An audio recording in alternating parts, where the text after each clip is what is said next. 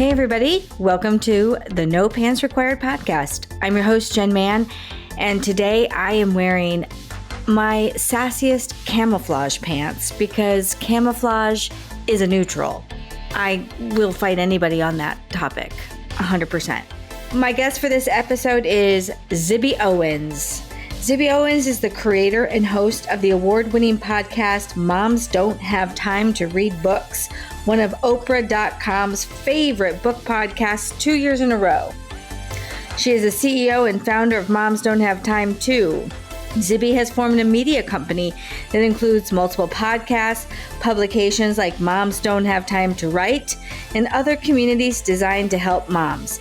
She is the editor of award-winning anthology Moms Don't Have Time To, a quarantine anthology, the upcoming anthology Moms Don't Have Time to Have Kids, the upcoming children's book Princess Charming, and the upcoming memoir The Book Messenger. She is a regular contributor to Good Morning America Online and also writes for the Washington Post, Parents, Slate, and Medium, where she is a top writer. Zibby regularly recommends books on TV and has been featured on CBS This Morning and Good Morning America. She was named New York City's most powerful Book-Fluencer by New York Magazine's Vulture. Zibby currently lives in New York with her husband and 4 children, and she always has a book nearby. So you guys, today I have Zibby Owens on the podcast, and Zibby, like, you have so many titles, I don't even know what to call you. So just tell us all the things you do. Tell me all the things you do. How much? I literally found another podcast last night that you host that I didn't even know that you hosted. So, well, right now, I know I was trying to figure out how to explain myself. I just met somebody the other day and I was like, well, I don't know. I do a lot of things in the book world. So, I'm a mom of 4. I'm a writer, a podcaster, and a publisher. That's how I'm summarizing it right now. Okay. But I think even in the podcast world, so you have Moms Don't Have Time to Read Books. Yes. Isn't there one about losing weight too? Okay. So Moms Don't Have Time to Read Books is sort of my flagship of the whole enterprise, if you will. I started it in March of 2018, and now it's been a daily show for, I don't know, 2 years, a year and a half, something like that. But I've been doing it for 3.5 years. And I interview an author, every day on the show. And I love that.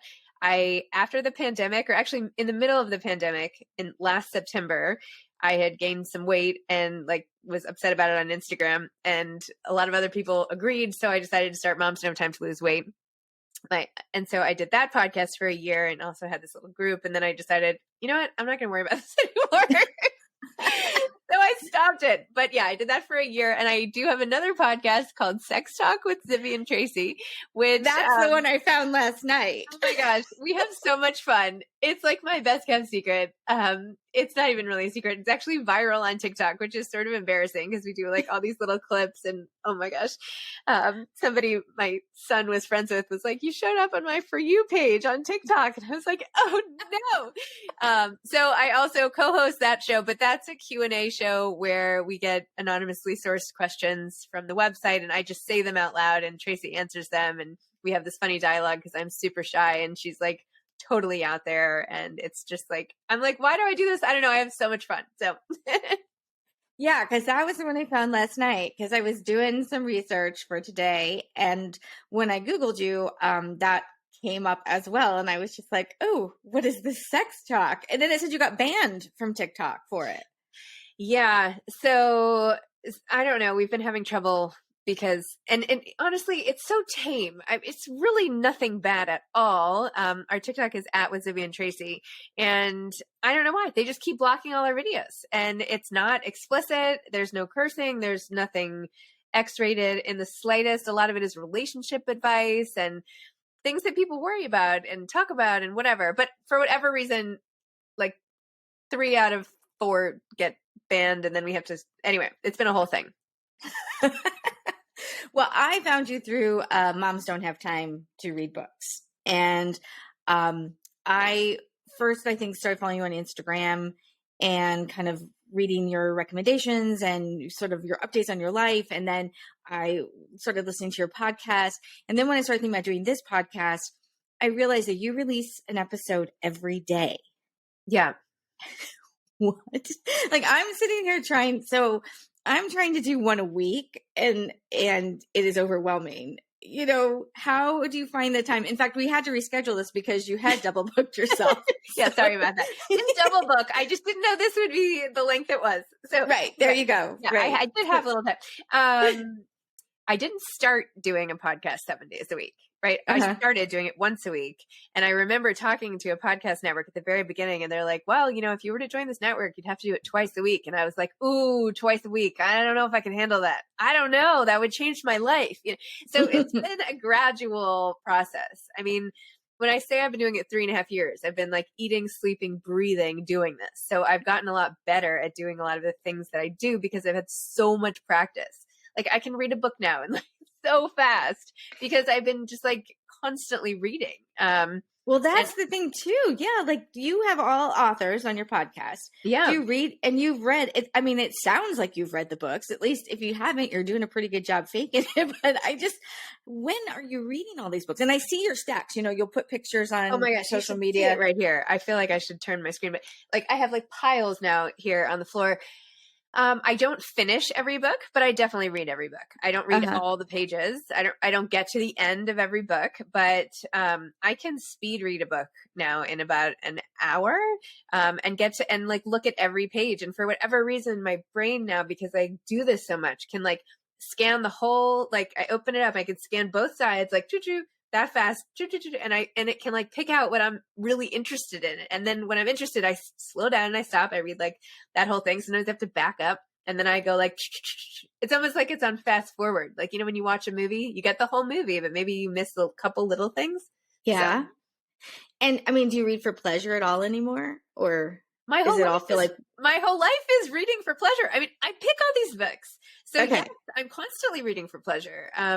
In fact, there are so many things I want to read that now I look in my calendar to figure out like what I'm taking to bed with me each night, you know, because of what I've booked. And if there's a book I really want to read, I'm like, and it hasn't come through in some pitch or whatever else, I'm like, well, I better reach out to that author because like if I'm going to read it now, I might as well do an interview around it. So exactly. Well, that was the thing I noticed is that, you know, you get some pretty heavy hitters on your show, and is it like, I think at this point now you even have a reputation. Like I know, like I was talking to my team at Penguin Random House because I've got Midlife Bites coming out in January, and you were kind enough to blurb it. So thank you. It's so good. I loved it. You know, thank you. I loved it. And, you know, and I told them when we were kind of talking about different ideas we had, and I was like, well, you know, and then I've got Zibby Owens, and they're like, you have a blurb from Zibby Owens, you know? And so it's like, now our publishers just like sending you books. Like, do authors know exactly who you are and they come seek you out like I did? Or are you stalking them? I don't do as much stalking anymore. It's nice. Yeah. The craziest thing that just happened is that Hillary Clinton has a book coming out with Louise Penny, and her publicist asked me to do an event with them, and they were like, here are 4 events. Which one would you like to do? And I was like, oh, okay, this one works best with my schedule. And they're like, great. Oh my goodness. Oh, wow. Which is not to say that I don't get rejected. I still get rejected. I still occasionally reach out and like, you know, but I'm getting bolder and bolder in my reaching out requests. So I don't know. I'd put that on my business card at this point. I'd be like, you know, I hosted a panel with Hillary Clinton. How can I help you? What do you need next from me? But really impressive. It's been a slow thing. I mean, at the beginning, I was turned down a lot. I was starting a new podcast, whatever. I had like no downloads. Like I just started. What was I? You know, I will say that one of my first guests was Andre Agassi. So I feel like that put me on a different trajectory because like I've had good guests from the start for one way or another. That was through my husband and his tennis career. But yeah, it's really fun. It's great. And yes, I get pitched all the time, and I got really backlogged recently, and I just spent like 2 days going through like a bazillion pitches. And look, I probably make mistakes in what I say no to. I probably say no to books that would be good. I don't ever regret books I pick, but there are so many books there are really so many authors I wish I could talk to but I just don't have that I don't have enough time.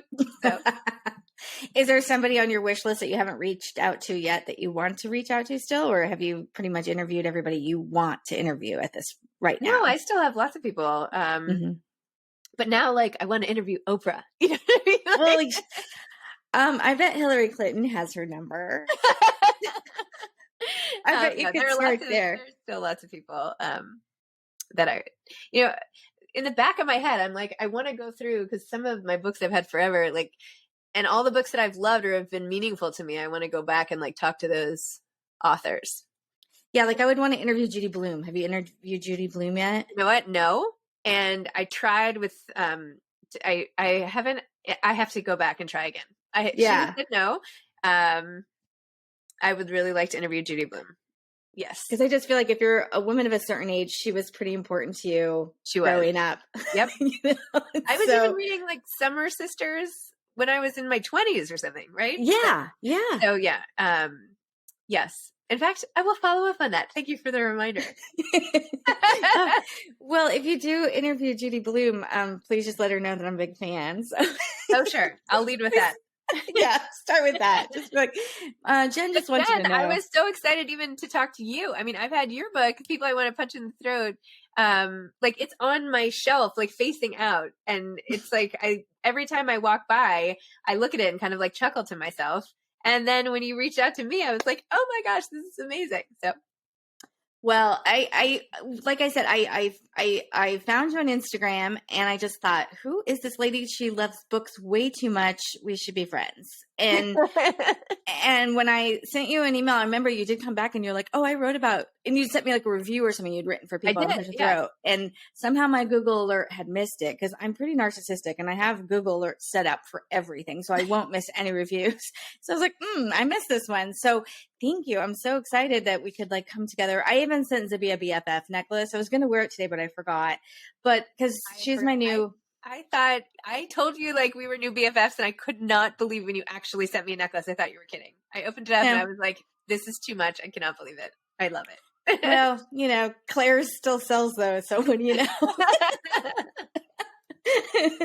Okay. And then recently you just had a huge announcement that is shaking up everything. What is Zibby Books? Yes, my new publishing company. I'm so excited about it. I co-founded it with Lee Newman, who actually was at Oprah Books and helped Oprah Book Club and founded her own publishing firm, which became Catapult.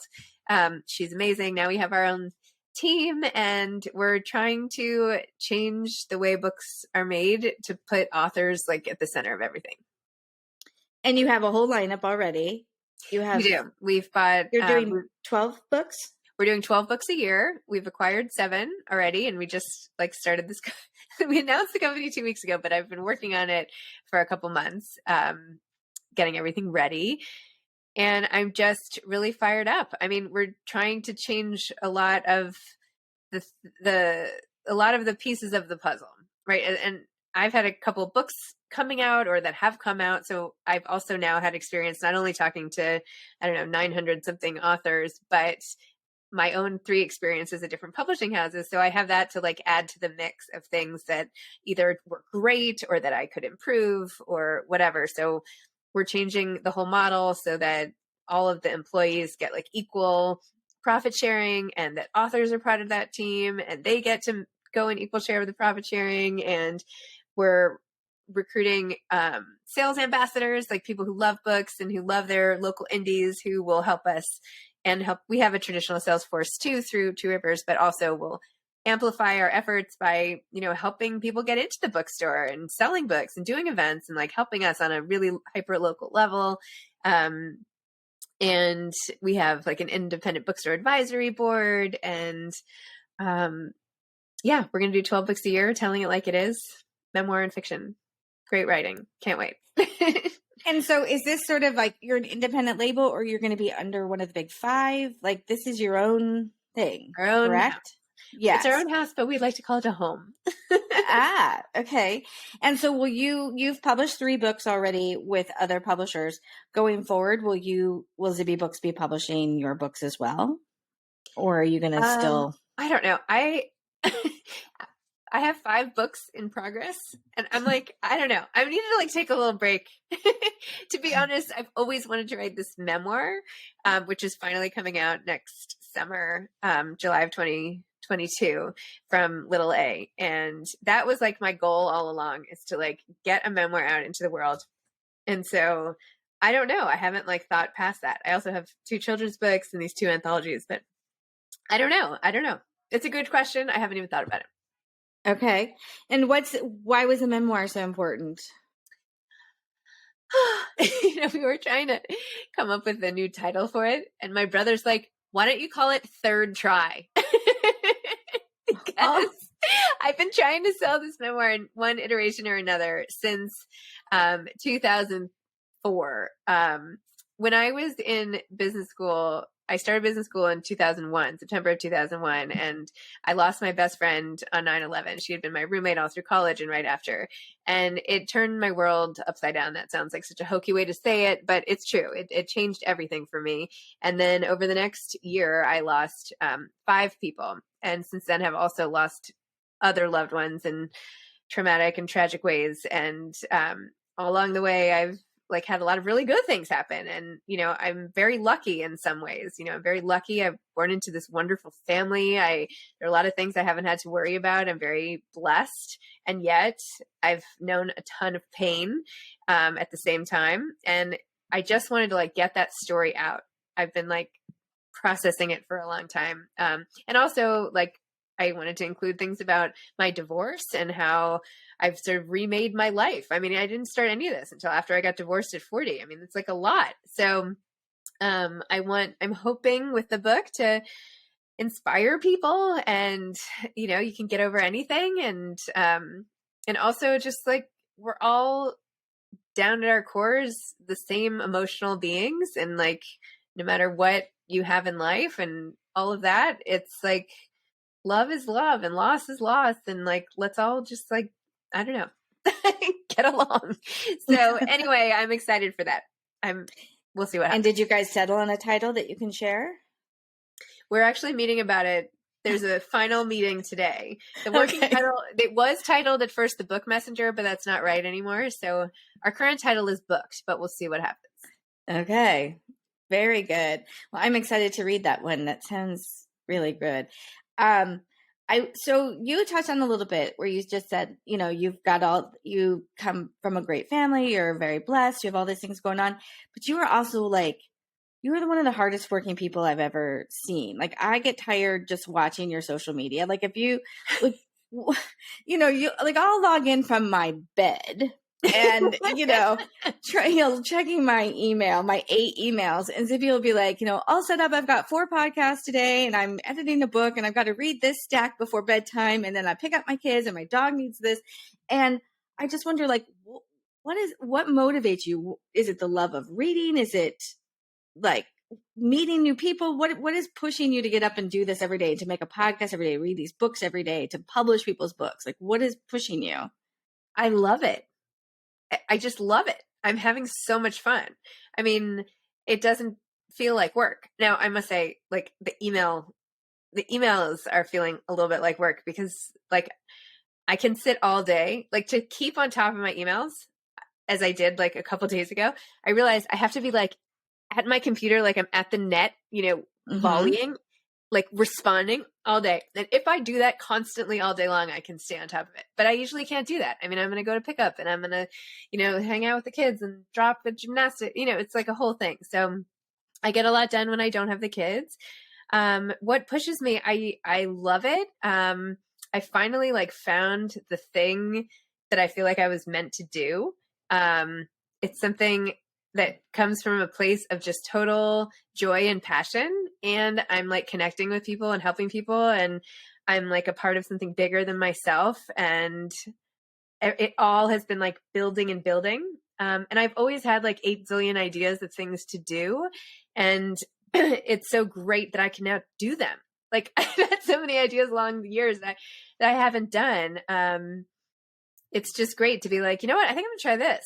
And I mean, there are things I probably shouldn't do, and I try them and they don't work. And I'm like, okay, fine, I tried it. But I'm just sort of on a roll. Like I can't stop. It's all building on itself. And I'm so excited.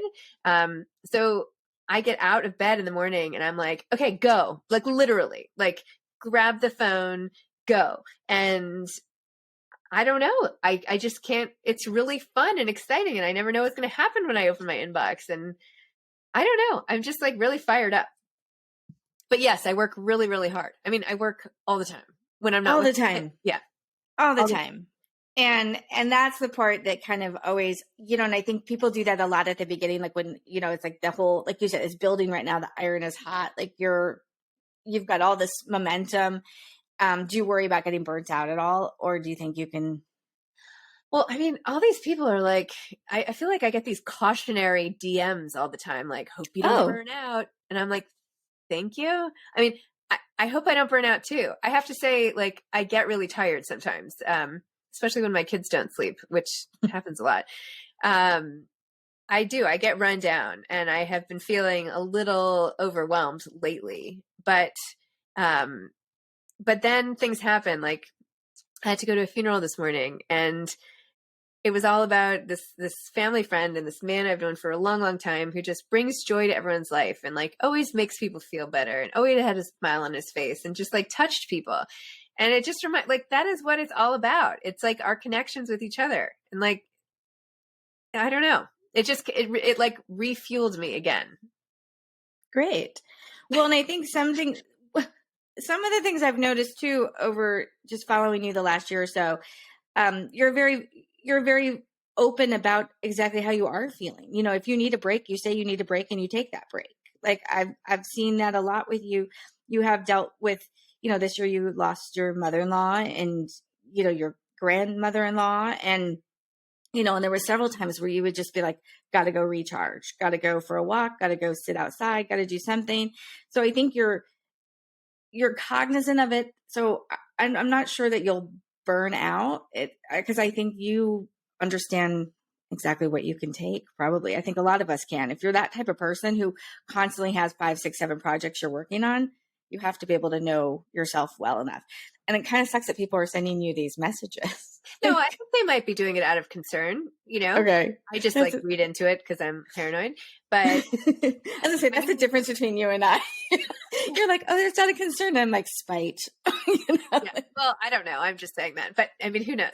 No, I mean, I would say, and every other weekend I don't have my kids, right? So I'm with my husband, but I have the luxury of like sleeping in and catching up. And I'd say at least once a month, I spend the entire day in bed. Like on Friday, like my flight got canceled and it was like this whole thing. I spent like an embarrassing amount of time in bed doing Zooms from my bed. Like I couldn't get out, but then I get up the next day and I'm ready to race around again. So no, I think that's exactly it. I think you have to take that time and there's nothing wrong with doing Zooms from your bed. Are we not supposed to do that? I didn't realize. I just like my daughter would call me and she's like, you're still in bed. It's like, I'm like, I'm staying in bed. I'm not, you know, still in bed. I really don't mind that. I could probably spend all week in bed. When I first started writing, my kids were very small. And so I did a lot of it in bed, but then I realized it's really bad on my back. That's the only reason I get out of bed now and sit in a chair or stand at my standing desk that's over there, because otherwise the bed hurts my back. But otherwise I would be in bed all day. We'd be doing this from my bed right now. I'd call this like from my bed podcast or something, like get into bed with Jen or something. So maybe you have a different mattress. You know, I've tried like so many mattresses. I think it's just my sedentary lifestyle that, you know, I probably should. Okay. People are not meant to be in bed all day. So like, once a month is fine. Every day is a problem. Okay, fine. All right. Okay. And I think it's as I age too, because when I was younger, it didn't bother me as much. But now that I'm older, I'm like, oh. But yeah, I don't know. We'll see. So I think it's interesting that you had to be 40 plus for this sort of new path to open up. What were you doing before that? What were you doing? Like, I know you went to business school, you said. What were you doing before all this opened up for you? I always wanted to be a writer. So I started writing for magazines when I was 14 and I thought that's what I wanted to do. And I went to college. I majored in psychology. I thought I was going to, then I changed and I was like, well, I'll be a psychologist, because who can just like be a writer? No one can just like be a writer when they're 20. So I thought I was going to be a psychologist, but then I didn't want to like stay in one place for 5 years. So I ended up trying advertising, because I really love understanding consumer behavior and I love brands. And I would like, I would write letters to authors when I was young about how much I loved their book, but I would also write letters to like Colgate and be like, I love your toothpaste. I was such a weird kid. Anyway, so I ended up going into advertising sort of, and brand management. And I worked at Unilever and helped launch the Vera Wang fragrance. And I worked at this big internet startup in California for a couple years and did marketing. And in doing that, I helped all these companies launch. Like I was like the lowest on the totem pole. It's not like I was doing it, but I got to watch it and learn, and also organize all this knowledge sharing between all the companies. So I would do CEO breakfast and marketing breakfast and business development breakfast. And I was like, I'm pretending this is good for the company, but it's really so I'm like in this room and I get to learn all this stuff. And I went to business school, and that's when 9/11 happened. And I decided, you know what, like I can't be, if I'm going to be killed at my desk the way I believed that my friend Stacy had been, like, it can't be marketing Pepperidge Farm cookies, which I used to love, right? I used to love like all that stuff. And I was like, I have to find something that means more to me. So I took a year off and wrote a book, and which didn't sell, but that's okay. And I started freelancing more full time for different magazines and things like that. Then I had this side gig where I was a receptionist and then leader for Weight Watchers, when that actually worked for me for a hot minute. And I had twins. I did write a book that sold. I was a ghostwriter on a book called Your Perfect Fit, like a diet, like a health and fitness and fashion book. And then I had kids, and I really wanted to stay home with them. I started with twins. I have 4 kids. And since having kids, I worked at this one company called Gaggle of Chicks, which was a daily deal site for moms. And I wrote a blog for them.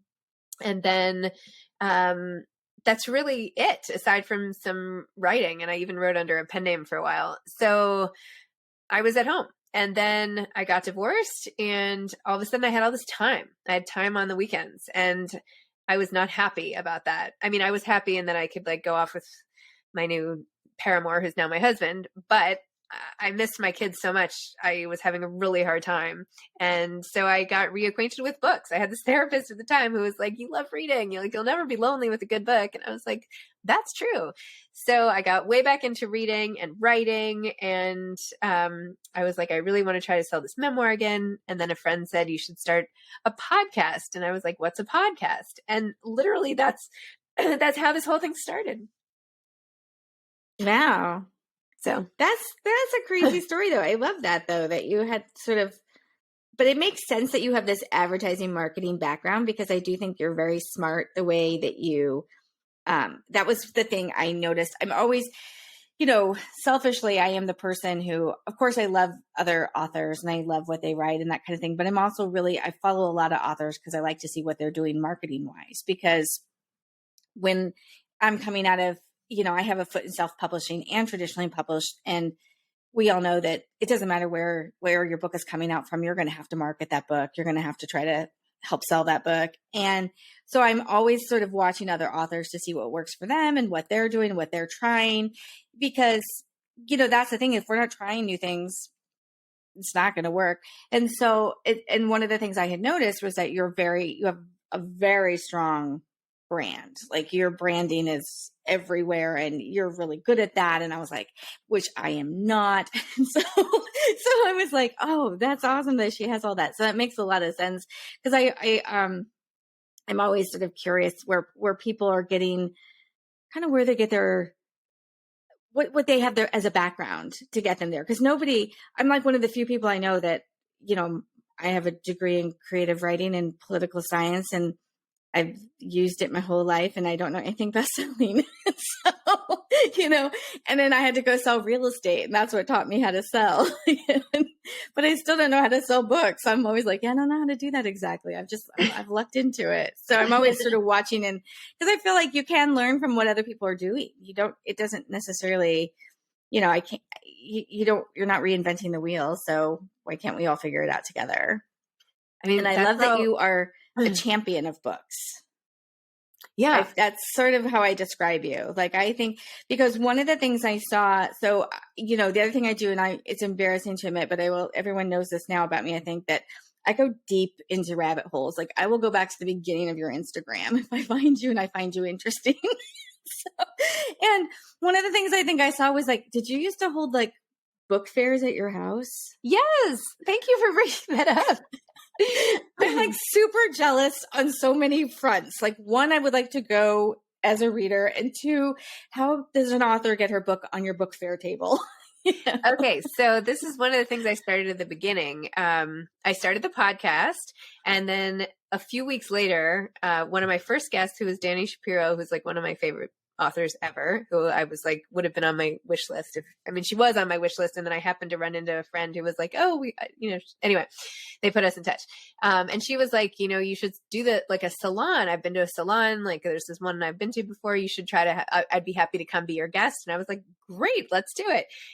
So I had this event with her, and I just invited everybody I knew. I've lived in New York my whole life, and I have 4 kids. I know a bazillion people here. So I just like invited everybody, and a lot of people came. That was my first event. And I decided that I was going to sell all the books by authors I'd had on the podcast just to sort of show who I'd had on the podcast, and also sell the books. So I asked Bookhampton if they would come in and do all the sales. And, it was amazing. And so then I did another one 6 months later. And in the meantime, I did individual events with just like 2 authors who I would pair up and sell the books for those 2 people. And yeah, twice a year I would have these like blowout book fairs. And I sold like, I don't know, $20,000 worth of books. It was like amazing. And I didn't take a piece of that because I was like, I'm just like, the bookstore came in and they did their business. And I basically was like a pop-up bookstore. And it was really fun. So I think I did 3. And then COVID started, so I stopped doing it. I was going to do another one in my retreat, but I canceled that because of COVID, so then that's all virtual. But yes, I would love to go back when we're all sort of out and about and do more in-person book fairs, because it's really fun to have a book fair. Well, that's the thing, because like last week it was, I'm in Kansas City, and last week was the Kansas City Art Fair, and they closed down this outdoor shopping area that we have, and they have all these stalls and all these artists come in from everywhere. And it was really cool. But I was like walking around with my husband, and I'm like, why can't we have why can't we have a book fair? Like, why can't we have like a book festival? And he was just like, well, then why don't you plan it? And I'm like, maybe I will one day. But, I was like, I need to understand more how to do these book fairs, because I do think that, I get invited to buy Tupperware and lipstick and that's great, but I still want to have a book fair. I want to do that too. I can have everyone over to my house. It's really easy to have a book fair. It's really easy. You should do it. Okay. Literally, like, make a list of the books, get like 10 copies or 20 copies of every book, call your local indie, ask them to come bring all the books. Right. And then invite everybody you know. Okay. I'm going to do that. You don't need to do more than that. I offered some food and drinks, so that would be nice. I can do that too. I can do that, I think. Yeah. I think that's the thing. I think the details kind of overwhelm me, but when you start breaking it down, you're just like, you just order books, Jen. That's all you got to do. And then invite people over, and they'll buy the books that you like, because you like those books too, and they should like the books you like, right? Yeah. All right. I'm going to try it. This is a great idea. But no, I loved seeing those pictures, and I was like, oh man, I want to go to New York and go to the book fair. I was like, that looks amazing. The other thing I'm super jealous about that I always look at pictures of on your Instagram is your library that's there behind you. I do love your library cart. Is your library cart close by? It's in the hallway. No. Yes. And actually it's now empty because I took off all the books, and they're all here on my floor while I rearrange them. I don't know. Because so many are coming in, I'm like, maybe I'll just use the cart for the ones that come in every day, and I'll leave these on the floor. I don't know what I'm doing. So that looks nice. This is a mess. So don't look over there. We're going to keep it in this little square of Zoom, and where it's carefully, organized. This is my curated space. Curated space. Don't look left. Don't look right. Oh my gosh. Well, that's my other question is, okay, so you get all these books delivered to you because you don't do ebook. Do you do ebook, or do you just do? I'll look at them, and if I like them, I would like to get the hard copy. Okay. Like, I'll skim it, and if it looks good, I want to get the hard copy. Also, because I forget. Like, if I don't have them in front of me, and I do a lot of like recommending for different things, and I need it like here so I can pick the pile, and I just need to see it. So I understand. Yeah, that makes sense. And so when you get all these books, you must be running out of space at this point. I think surely your shelves are full. Do you pass them on to friends? Do you donate them to the library? What are you doing with all those? Or do you just live with stacks of books around your house? Yesterday my son was like, I would like to have a book room of my own. And I was like, oh yeah? And he's like, but I don't want any other furniture. I was like, why don't you just make your bedroom into a book room? We'll just put in more books, you know? And he was like, no, I want to have it without a bed. I don't want to sleep there. I was like, okay. He's like, can we look around the apartment? I was like, I promise you there's no big empty room where you can have an extra room of books. I was like, why don't you share my room of books? But anyway, he's like, no, you're always working in there. So a lot of books I have donated to a library. I donate to the East Hampton Library when I'm out there in the summertime and whatever. So I drive up like big stacks and they take them. I've donated them to Housing Works has a store that would take donations. So I used to donate a lot to them. When I had events, I used to take all my extra copies and put them like literally on the floor in the living room and be like, if anybody wants any of these books, just take them. And yeah, sometimes I did like giveaways, but not that often because I don't want people to know which ones I'm giving away. Although sometimes it's just because I have multiple copies. I don't know. You have any good ideas? No, I don't. Maybe artwork. You could turn them into artwork of some kind, or you could give them to, I don't know. What is it I just saw? There's like prisons and stuff, but they're really particular about the topics that can go to prisons, like women's prisons or something like that. But no, it's remarkably hard to give books away, especially because a lot of them are advanced reader copies. They're not like regular books. Yeah. So it's harder than I thought. Well, and like, for instance, here, like our library, they're always full. Like their bin is always full, and they're just like, we're so good. And then I end up, they'll have a sale every year. Usually before COVID, they'd have a sale, and it was like every book was like anything from 50 cents to $2. And so my kids would go and we'd get a big bag, you know, and I'm like, whatever you want. They would end up buying the books that I had donated. So I'm like, you guys, that was our book. You said you were done with that book. You know? So I don't know. So the library, it's kind of a scam now, I think, donating to the library because I just buy it back. But I don't know. Yeah, it's so hard. I don't get as many. I've been better about asking for e-copies just because unless it's a book I really, really want, and then I can put it out. I have a room like that. I have bookshelves like all over the walls and I can put it in there, but it's getting really full. So, and I saw this lady on TikTok the other day doing math about like how many books she can read in a day versus, you know, how many years she has left in her life and how many books she has in her to be read pile. And she's like, I'm not going to get through them all. And I was like, no. And so I don't like to think about that either. I can't throw away a book and I can't, I don't know. And I can't turn down a book, I feel like, either. You know, if someone's, you know, we have all these little libraries, and if I stop at all of them, the little free libraries, do they do that in New York? Do you guys have those? No, but I've seen them in California. Yeah. So we have these like little free libraries everywhere, and you just open the door and you're supposed to leave a book and take a book. And so I always leave people I want to punch in the throat because, you know, always be closing. And then I take a book. You said you were good at sales. Look at that. So why not? You know, I got boxes of those, so I got to give those away. But yeah, but I always like walk away with all these books, and I'm just like, oh, I love this author. Oh, I don't have this book yet. So it would be really hard for me to turn them all down and get rid of them. So I don't really have any advice for you. No, sorry. Publishers have gotten much better since the pandemic. They won't like randomly send them like they used to.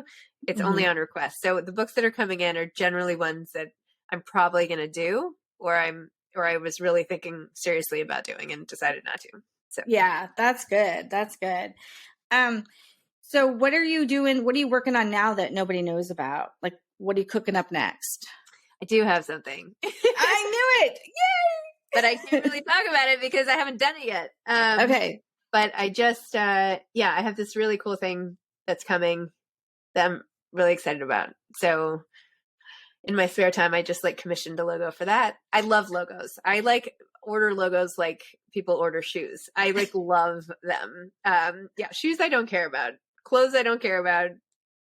But logos. Businesses, much more into that. So yeah, I have a logo coming and we'll see. But it's, yeah, I can't talk about it yet, but I'm going to do it soon. Okay. Well, when you're ready to talk about it, I'll be send you an email. Excited. Yeah. Send me an email. I'll be like, it's coming. Well, cause that was the other day. That's how I found out about Zibby Books. Cause I texted you about something and you're like, hey, I'm working on something really big. Do you want to be part of it? And I was like, yeah. You're like, okay, cool. I'll let you know. So I was like, sure, whatever you want, Zibby.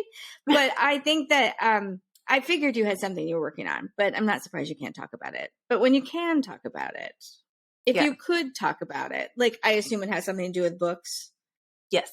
It has something, yes, it has something to do with books. I mean, yes. All right. Well, good. Books. It's just another way. It's a new way I've thought of to help authors. Oh, very cool.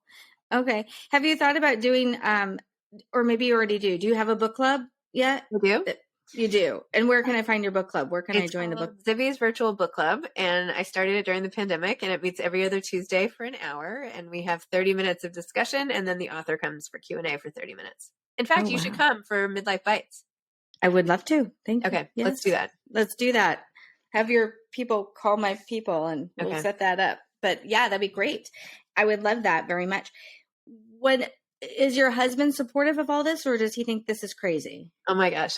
He is my biggest fan. He is so awesome. And I literally don't do hardly anything without him thinking it's a good idea or, like he has such good instincts on everything.